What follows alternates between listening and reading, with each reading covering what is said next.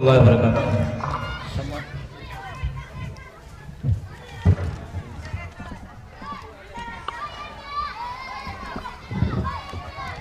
তেলাওয়াতের মধ্যে যেন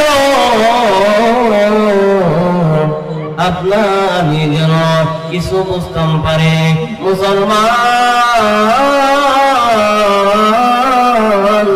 আপনার সন্তানকে ওই মাদ্রাসায় দ্বীনি শিক্ষার জন্য, আপনার সন্তানকে ওই মাদ্রাসাতে কুরআন শরীফ শিক্ষার জন্য আপনি দিয়েছেন।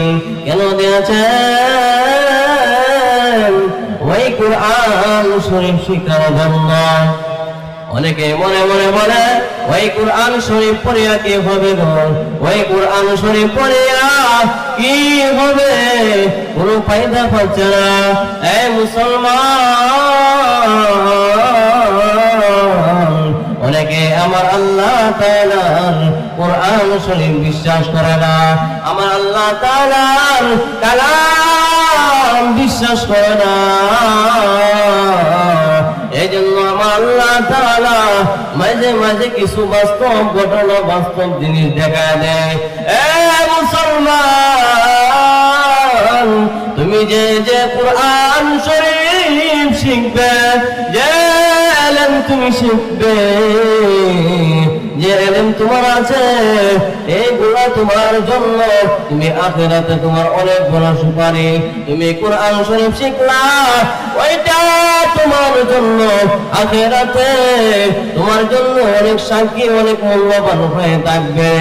এ মুসলমান, আপনার সন্তানকে ওই মাদ্রাসাতে দ্বীনি শিক্ষার জন্য কুরআন শরীফ পড়ান। মুসলমান, ওই মাদ্রাসাতে দ্বীনি শিক্ষার জন্য পড়ান, সেটা তোমার আখিরাতে অনেক মূল্যবান হয়ে থাকবে।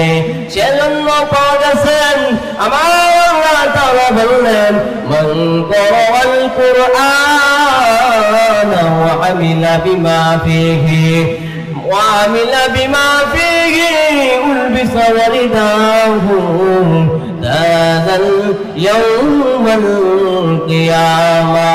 অর্থাৎ যে ব্যক্তি পবিত্র কুরআন কারীম তেলাওয়াত করবে এবং আমার মাওলার হুকুম অনুযায়ী আমল করবেন, কিয়ামতের দিন তাহার মাতা পিতাকে এমন একটি টুপি পরিধান করানো হবে, যাহার আলো সূর্যের আলো হইতে অধিক উজ্জ্বল হবে। মুসলমান ভাইরা, তখন আপনার মা বাবার এত বড় সম্মান হবে, তখন অনেক বড় সবার সামনে তখন অনেকটি টুপি পরিধান করানো হবে, যাহার আলো সূর্যের আলো হইতে অধিক উজ্জ্বল হবে। মুসলমান, এখনো তোমরা বুঝো না, তোমরা হাদিস কালাম তোমার সন্তানদেরকে পড়াতেছ, তোমার সন্তান বুঝে কতটুকু পড়া মূল্যবান। এ মুমিন মুসলমান, আমার আল্লাহ তাআলা তোমাকে ওই দুনিয়াতে পাঠাইলেন, কিসের জন্য পাঠাইলেন? আমার আল্লাহ তাআলার কালাম পড়ার জন্য। মুসলমান ভাইরা, এখনো সময় আছে, এখনো সময় আছে মুসলমান, আমার আল্লাহ তাআলার কালাম পড়ে আমার আল্লাহ তাআলার ইবাদত বন্দেগী করি। আলহামদুলিল্লাহ, সময় শর্টের কারণে আলেমরা বসে রয়েছেন, সেজন্য কিছুক্ষণ সময় জন্য দিয়েছিল।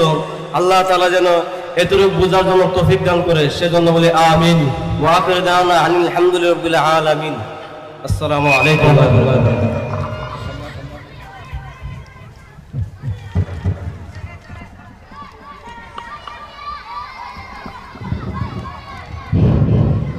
সম্মানিত